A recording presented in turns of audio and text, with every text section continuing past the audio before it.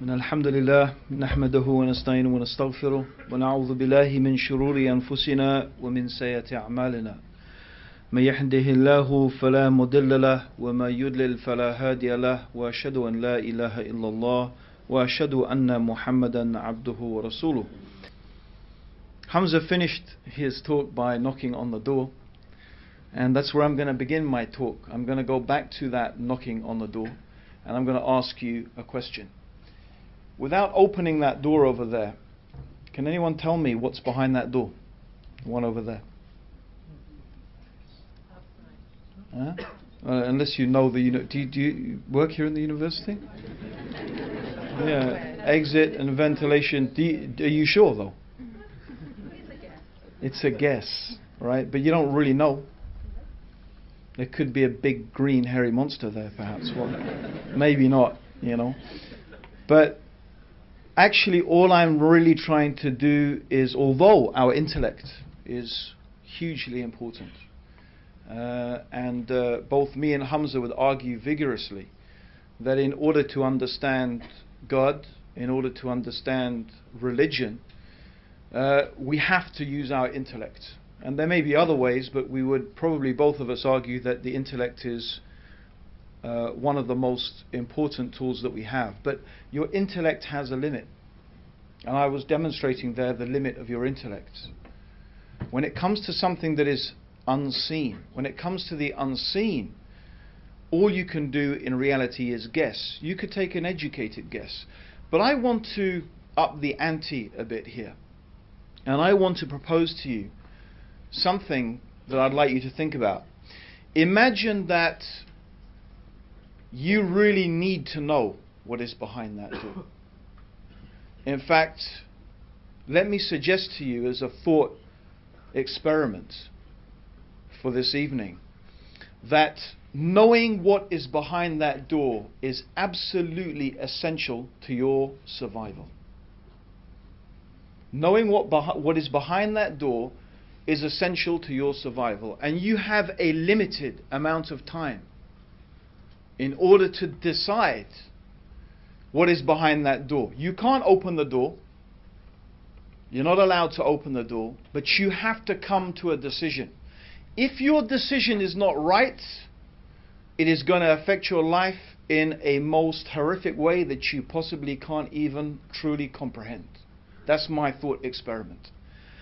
And imagine there are 5 or 6 people, or maybe more, competing for your attention, trying to persuade you that they can actually tell you what is behind that door. One of them may even be trying to persuade you that there is nothing behind the door. There is no door. The door is an illusion.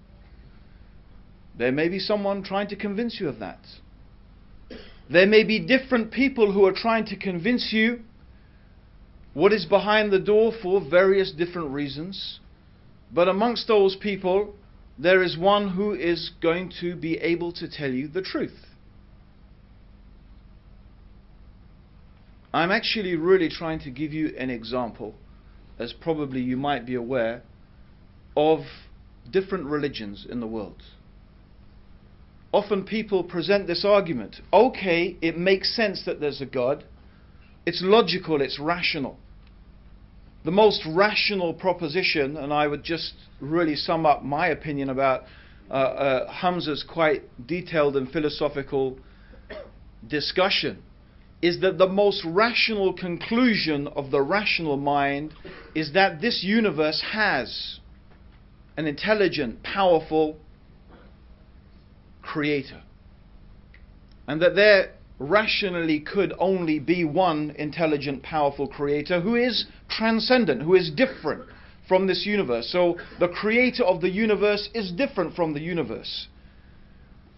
But that's pretty much the limit of what we can understand through reason. And I would say that actually, by the way, it is one of the, or perhaps even the most powerful argument for the truthfulness of the Quranic narrative. That the concept of God that is taught by the Quran is exactly this concept, that this universe has been created by a powerful and intelligent being who is transcendent. By that I mean that God is not like anything in the universe. And the Quranic concept of God does not compromise that in any way by, for example, claiming that some creature, such as a human being, shares the power, the knowledge, or the attributes of God. And that would be a self-contradictory statement. If you think about it, if you're claiming that a created being has any of the power or the knowledge or the ability of God, then the whole basis upon which you build an argument for the existence of God in the first place, it falls down. It demolishes itself. So that's what I would propose, first of all, is one of the most powerful arguments, one of the most persuasive arguments, that a person should believe what the Muslims are saying.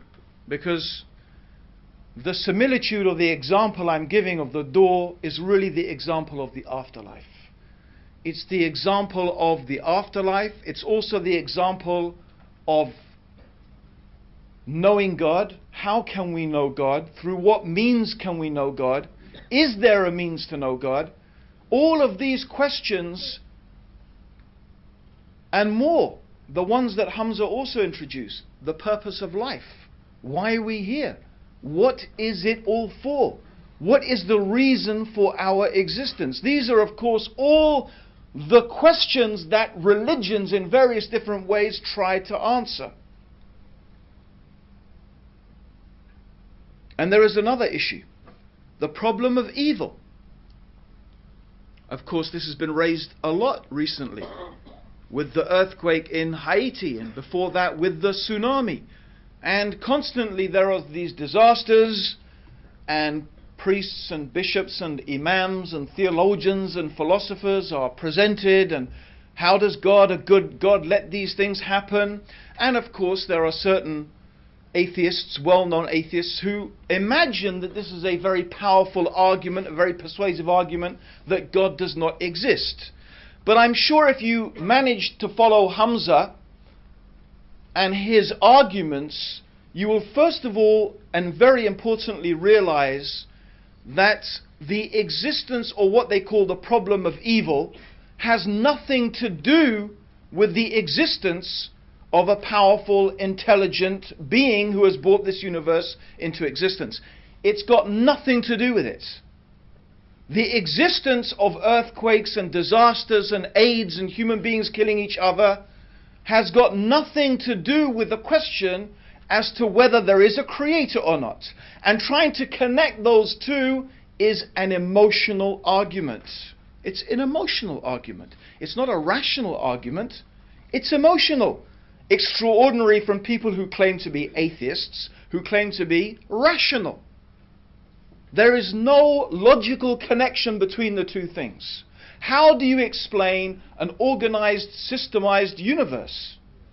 The most rational conclusion is an organizer, a systemizer. That's the gist, the very condensed gist of one part of Hamza's argument. So the real question here is, why does this creator allow suffering? Why does this creator let these things take place? Why does this God create a world in which there are earthquakes and tsunamis, in which children die, in which there is rape and murder and genocide? Why? Of course, I've just painted the negative things. There's a lot of beautiful positive things as well we could talk about. Love, happiness, joy, peace, tranquility, friendship, literature, society in many different ways, different physical and mental pleasures that we experience consistently throughout our lives. So we shouldn't imagine that the world is just this grim, terrible place. But the question of these evil things, as they're called, evil things, is not a question about God's existence It's a question of why. Why does the Creator let these things happen? Now again, how can we know the answer? How can we know the answer? From where can we know the answer? Philosophy here really lets us down. And all ultimately we have is conjecture. And in Arabic it's called dhan, conjecture. Well, maybe this. Maybe it's an exit. Well, it looks like an exit. It's got exit written. And obviously there are some good guesses we can take.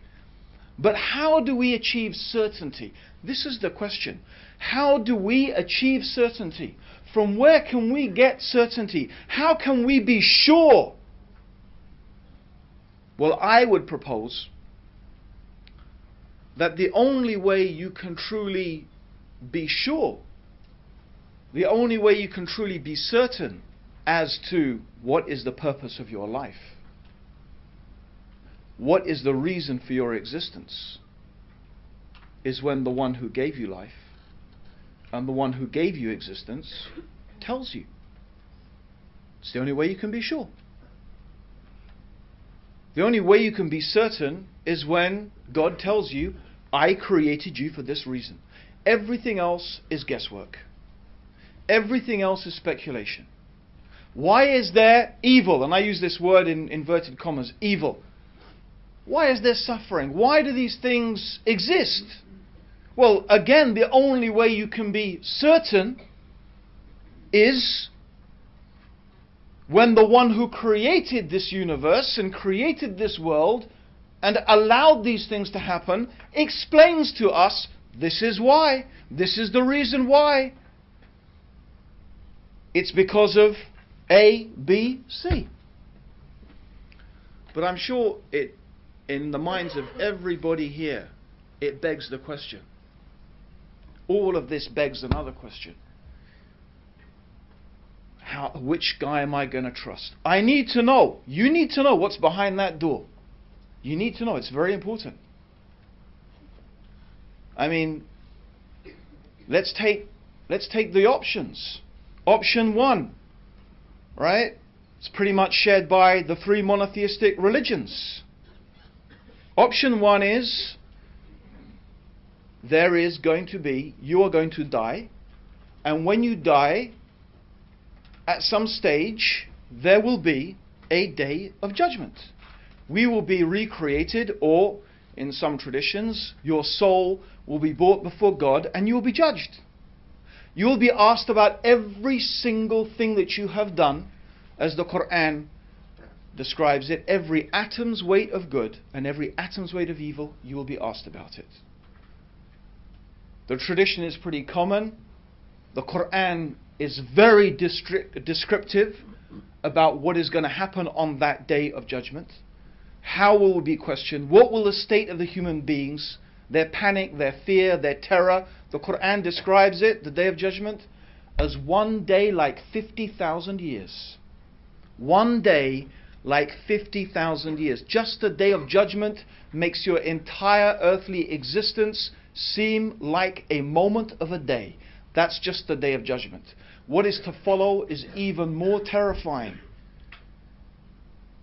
There is the alternative of eternal bliss in paradise or eternal torment in hellfire.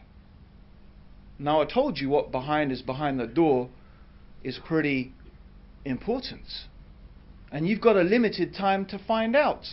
The other alternative, of course, is suggested that you will be reincarnated. It may seem less compelling, but it's still pretty serious. I mean, I don't think I would like to be reincarnated as a cockroach or a rat or a donkey. I don't know, it depends where I was, a cockroach or a rat or a donkey, I suppose. I mean, if I was a dog in my mum's house, I might be quite happy. Okay, but still, I don't think so. But seriously, even if you believe in reincarnation, well, how do you know? How do we know? But it's a possibility that's being suggested, or is there nothing? Do you just dissipate as energy into the universe? How do you know? You've got different people making competing claims. How are you going to sort one from the other? What do you do? What criterion? You know, this is a thing I would like to know. what criterion are you going to use? The Quran tells us that throughout history, God, the Creator, has sent messengers. This is what Muslims believe. That throughout history, throughout the human history, God has chosen individuals from amongst the human beings to remind the human beings of the things that we have been discussing here tonight, not only about the existence of God, of course, but also about our relationship with God, about the purpose of our life, about the reasons why God lets things happen to us and how we are supposed to deal with all of that. And also about the reality of the life to come. So this is what we believe. Muslims believe that God has chosen human beings to convey that message. And to some of those human beings, He gave books. So for example, the Quran talks about Prophet Noah, about Prophet Abraham, about Prophet Moses, who was given the Torah, about Prophet Dawood or David, who was given the Zabur or the Psalms, about Prophet Jesus, who was given the Injil, and of course, who we believe as Muslims is the final Prophet, Muhammad, may God's peace and blessings be upon all of the prophets, who was also, he was given the Quran. So we believe this is the way that God has revealed knowledge about Himself. He has explained to us the purpose of our life, how we should fulfill that created purpose, and the reason why things happen the way they do. That's why God has sent throughout the ages messengers, to remind human beings, to tell them and inform them about this information. And we believe that those messengers have been given signs. So let's go back to the knocking on the door. Let's go back. Right? Someone's knocking on the door, or we give our example, we've got a select group of people. Right? And I asked the lady over there, who, mashallah, perked up and she said, that's the way out. What did I say to her? Can everyone remember what I asked her? How do you know? Huh? How do you know? No, I asked her Do you work in the university? before. Yes. What did I say? Do you work in the university? Why did I say that? Why did I say just the university, right? So let me now give you an example, right? If there's 5 people, 4 of them don't work in the university and 1 does, do you think your probability of choosing the right person is beginning to get a little bit more now? Yes or no? Yes. Right. But, shall I just accept her claim? It's important. You need to know what's behind that door. You've got time to question. Don't say you haven't. No, I want to play on my PlayStation. I want to play on my whatever this thing they call. I'm listening to my phone. I don't know. You've got plenty of time. Believe me, you've got enough time. In your life, you've got more than enough time. Ask the question. Okay? So she made a claim. I could just say, she looks an honest type of lady. She really does. So she's got a nice smile as well. That's going to convince me. Like, apparently most American, you know how you get to be voted a president in the United States of America? You have the biggest smile. Apparently, statistically, the guy with the biggest smile gets voted in. So, I don't know, maybe he's got a nice smile. I don't know. Seriously, but it's important. This is a really important issue. So maybe, I might ask her, do you have some ID? You say you work in the university. Can you prove it to me that you work in the university? She says, yeah, sure. So out of her back pocket, she pulls a pass. Right? This is the University of Newcastle, right? University of Newcastle, right? Northumbria. You see, there you go. Okay? I'm in the wrong planet already. Okay? So, University of Northumbria. It's written there. And there's her photo, and that sure looks like her. Right? Now, how much more are you going to be convinced? Yeah? I mean, and then what if she tells you, well, actually, I know what's behind that door because That's the way I take every day to my office. And, you know, bit by bit you could get more and more convinced. Do you understand what I'm trying to say? Is that there are signs. There are things that would indicate to you whether that person is speaking the truth or not. And that's exactly what we believe that God has given to His messengers. God has given to His messengers. Right? He has given them signs. They were given things that when a person sees them and they study them and they look at them, they know that these are indications that that person must be speaking the truth and they must be truly what they claim to be. It's interesting that C.S. Lewis, he gave a criterion. He said something which, as a principle of analysis, we Muslims happily accept. But we don't accept his premise, and I'll tell you why. But he said concerning Jesus, he said that either Jesus, and he said this in respect to his belief that Jesus is the Son of God, and presumably that Jesus is God, that either Jesus was a liar, or he was deluded, he was mad, he was a madman, or he was speaking the truth. And he says, well, if you look at the life of Jesus and what Jesus said and how he behaved, you can eliminate those. You can say, well, he wasn't a liar and he wasn't mad, so he must have been speaking the truth. There is, of course, another possibility. The other possibility is that what has been taught to you about Jesus is not true. And the things that you claim he said, he never actually said. I just say that because although I actually accept the basic argument, I don't accept his conclusions for that extra reason. But let's just say, it's actually a totally valid analysis to make of any claim of any individual. Anything anyone claims, anyone makes a claim. They could be lying. Lying means they are purposefully trying to deceive you. They know very well that what they're saying is untrue, but they are lying. They are purposely trying to deceive you. That's one possibility. And this, of course, applies to anyone claiming prophethood. I know what God says. I know God's telling me why you're here, what the purpose of life is, where you're going to go after you die. I know. How do you know? God told me. So you can analyze. Is he truthful? Is he a liar? Is he deluded? And each different person will display different characteristics.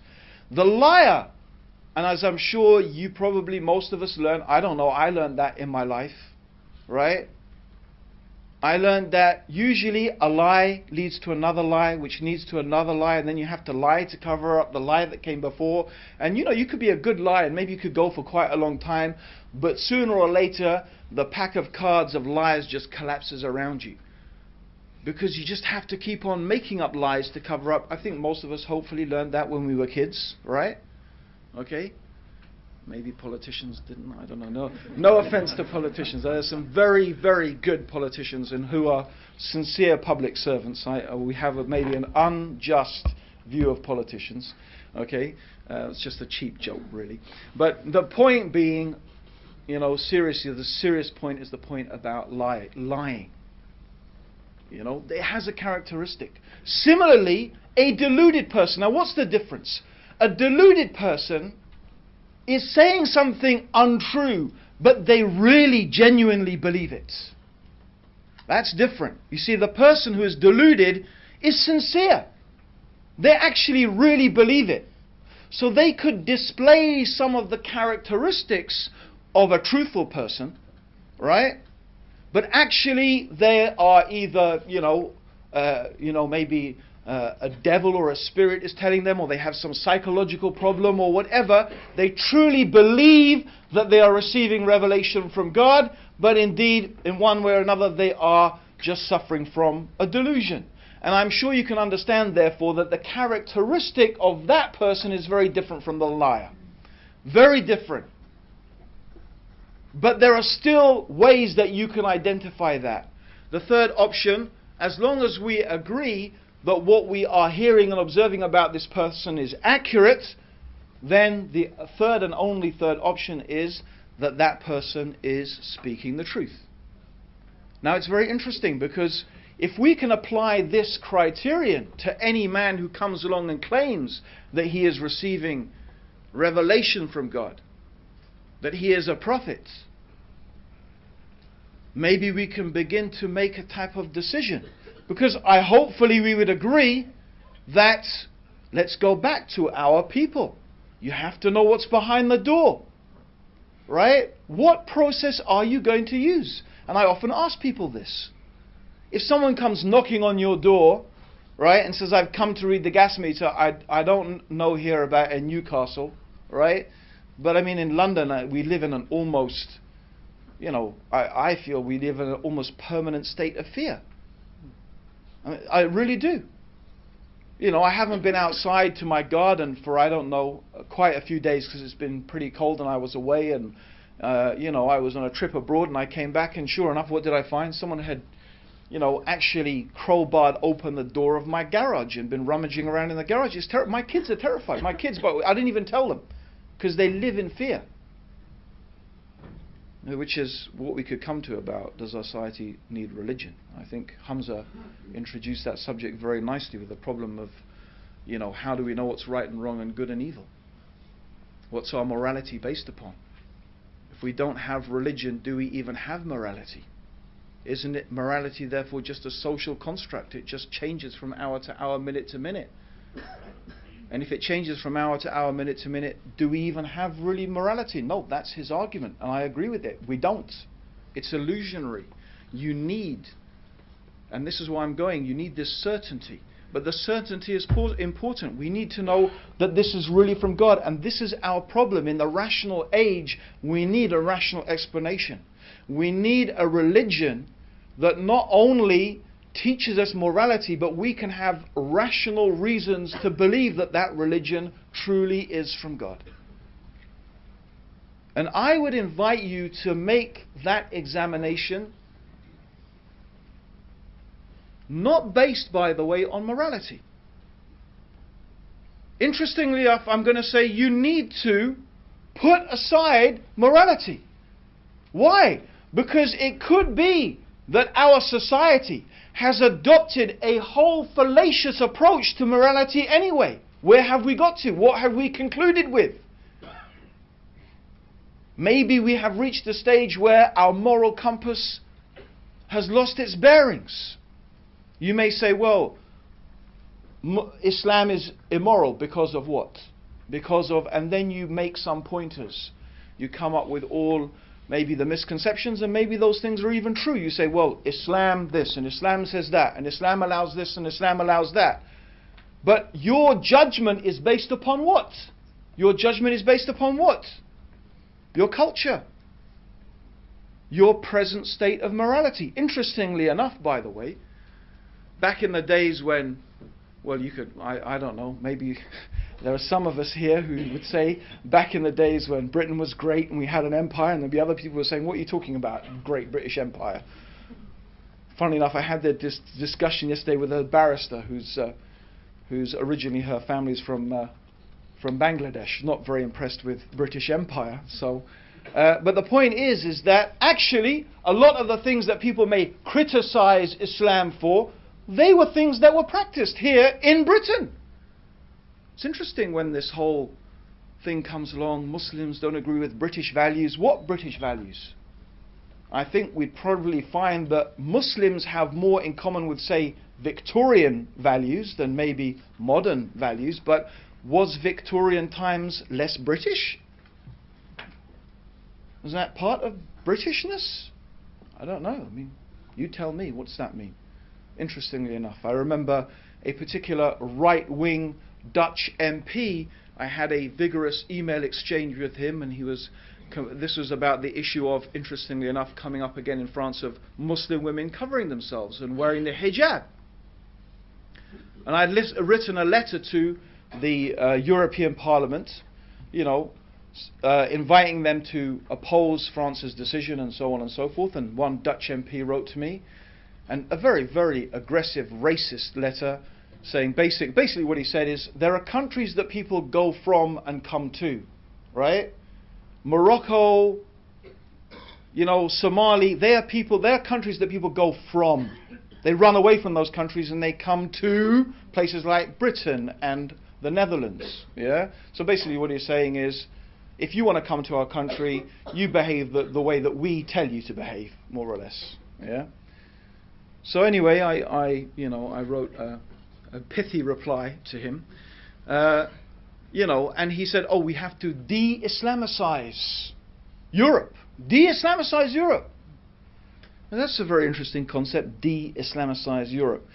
I said, do you know, by the way, that the numbers you use every single day, does anyone know where those numbers come from? Do you know where they come from? They're Arabic numbers. 1, 2, 3, 4, 5, those actual numbers, the actual shapes that you use, the numbers you use, including, by the way, the 0, are Arabic numbers. So if you want to start de-Islamicizing Europe, get rid of the numbers. Yeah? I mean, just make sure you do a thorough de-Islamicization. Yeah? And especially the use of 0, which was unknown except in India, but it was developed into practical application by Muslim mathematicians who developed the use of the 0. Of course, algebra. You can't even imagine basic things in our society existing without algebraic equations. I mean, some of us may quite happy to get rid of algebra, but I think on a practical scientific point of view, we couldn't do much without it. But algebra, of course, is something. The word itself is Arabic. Algebra, from Kitab al-Jabra, which was written by a famous Muslim mathematician who developed the whole system of algebra, by the way, in order to calculate the zakat. So I won't go into the whole thing. I mean, what do you mean de-Islamicize? So, I mean, my point is morality. If you're going to use the position of morality, that's not a good position to take. No, we have to go back. We have to look at the basics. And I'm asking you now to make an analysis, to look at the Prophet Muhammad. May God's peace and blessings be upon him. In the light of these three things, just these three things, was he truthful? Was he deluded? Or was he a liar?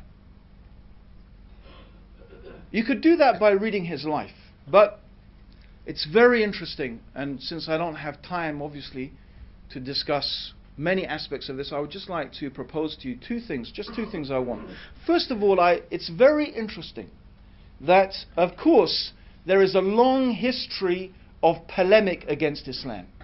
There is a long history, started with St. John, I probably wouldn't like to call him a saint actually, but John of Damascus, who wrote the first polemical work against Islam, and he said some pretty absurd things, including claiming that the Prophet Muhammad died by being attacked by a group of pigs.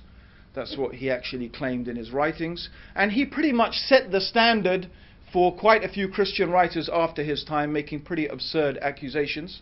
And of course his claim is that Muhammad was a liar. Why did he say this? And why, by the way, almost entirely, and I wouldn't say everyone, the Reverend Boswell, for example, is an exception, and there are others who take a different view today, but I mean historically, probably up until 100 and 150 years ago, almost without exception, most Christian writers accused the Prophet Muhammad of being a liar. The reason they did that is very simple. Any Christian or Jew who opens the Quran and reads the life of the Prophet Muhammad will be struck by how much consistency and similarity there is between what the Quran says, what the Prophet taught, and what they know from their own religion and scriptures. In fact, some of these things are very detailed matters of theology and philosophy, religious philosophy and law.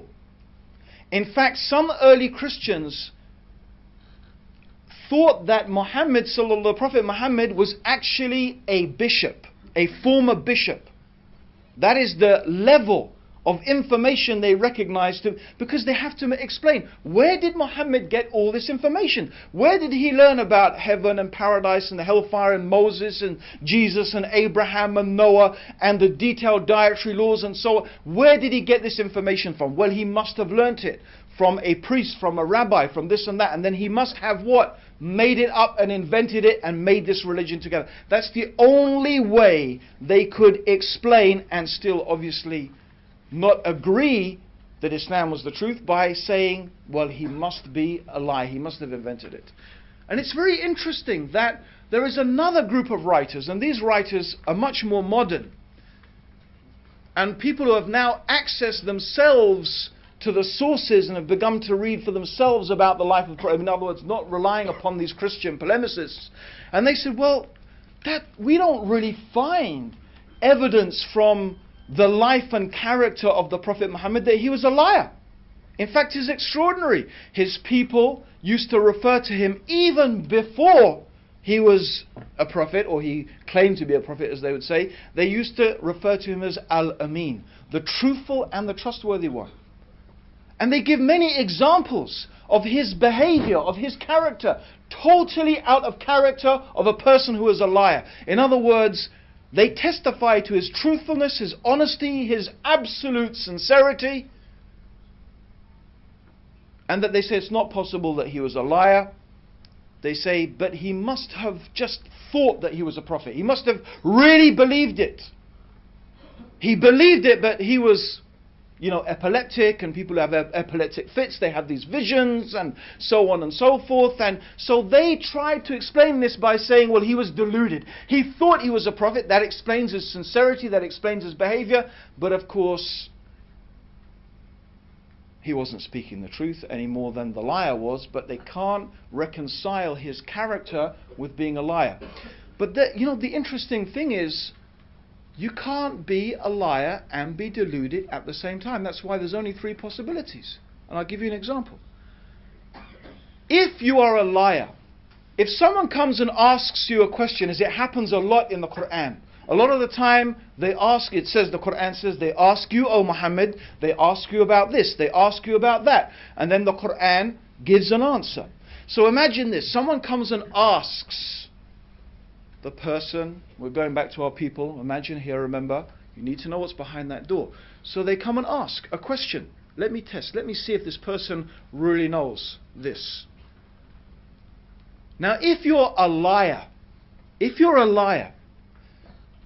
what are you going to do? You want to give the right answer.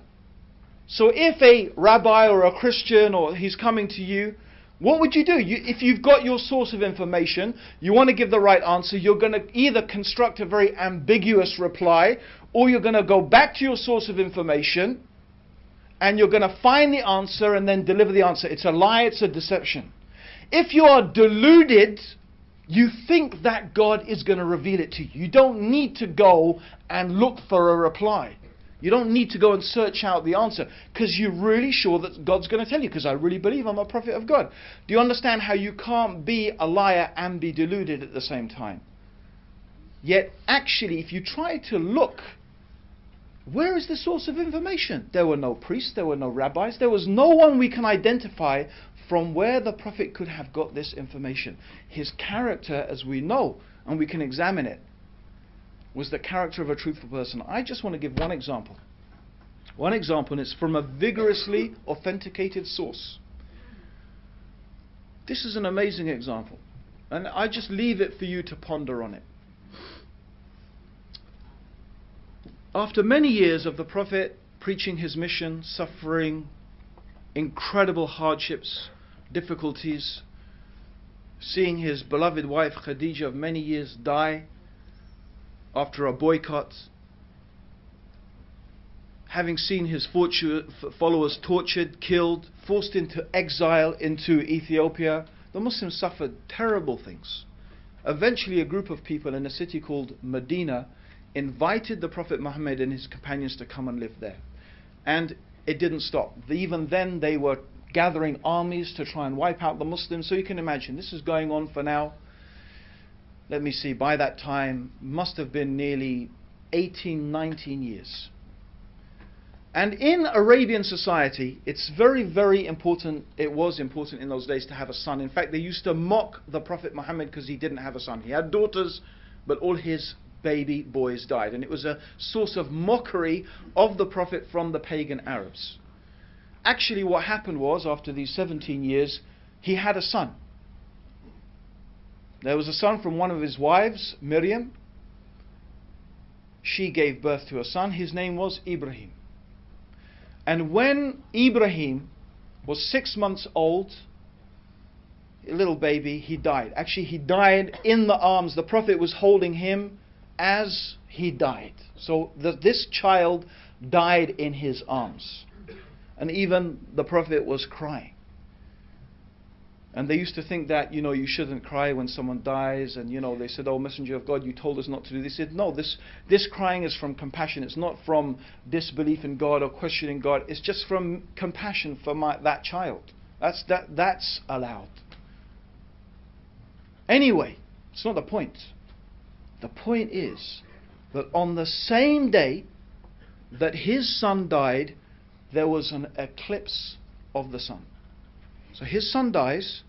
On the same day that his son dies, there is an eclipse of the sun. Now even today I've told some people that, and I didn't even finish my story, and they said, that's amazing, he must have been a prophet. Right? And sure enough, by the way, at that time people came running out. They said, look, even the sun darkens for the death of the child of the Messenger of God. This is what the people were saying. Now imagine this, please think about it. If you're a liar, you've been inventing all these years, trying to persuade people you're a prophet and this and that, here's your chance. Okay, your son's died, but still, after all of this, you'd say, you see, I told you, everyone. Didn't I tell you? Didn't I tell you? Look at that. What more do you want? True or not? Wouldn't a con man, a liar, wouldn't he take an opportunity like that? No doubt. And imagine if you were deluded. You're just a madman. You're just thinking and imagining the same thing. You'd say, yes, it's a sign from God. You see, I told you, I'm a prophet. God's sign. But actually, the Prophet Muhammad did not do that at all. In fact, when he heard the people, he called them. He called them, the big announcement. You know what he said? He said, this is the sun and this is the moon. And they are just two of the creations of God. And they don't eclipse for the birth or the death of any man. So when you see this, pray to your Lord. And then he taught them a special prayer to make when there is an eclipse. Is this how a liar would behave? Is this how a deluded person will behave? Or is this the words of a truthful man? I can only ask you, please, to think carefully. There are many people making many claims and being able to claim to tell you what is behind the door. I am absolutely convinced, as Hamza has introduced, and as I'm sure that I truly believe many of you here today would agree, that the loss of religion, the loss of an absolute anchor of morality in our society has set us astray as a society and is a large contributing factor to the increasing chaos that we find in the world around us. I have no doubt in my mind that society, Western society, the world as a whole, actually needs religion more now than it ever did. But where is the religion that can offer us certainty? Where is the religion that can offer us a rational certainty that is not merely based upon what our ancestors did, or just some belief, or maybe it just makes me feel good, or that person smiled nicely? Certainly I believe that all of us have a duty, as Hamza has mentioned the verses of the Quran, to think deeply about these issues to think very deeply about these issues. Of course, all we, both of us, have been able to do is a little introduction to all of you on a vast topic. It is our happiness and joy to be able just to stand here in front of you and share some of our thoughts, our understanding, our feeling. It of course is totally up to you and your own conscience, how you deal with it, what sense you make of it or not. As the Quran says, La ikraha fid din. There's no compulsion in religion. No one should be forcing anyone what to believe or what not to believe.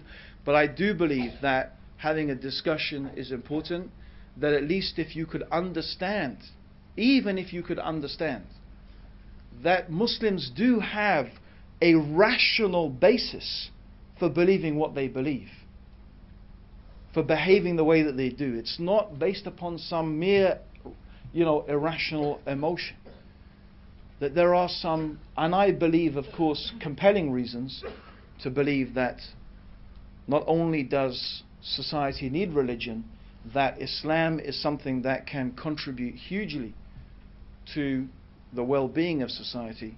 And I do look forward to that, and may God bless all of you for coming here tonight. May God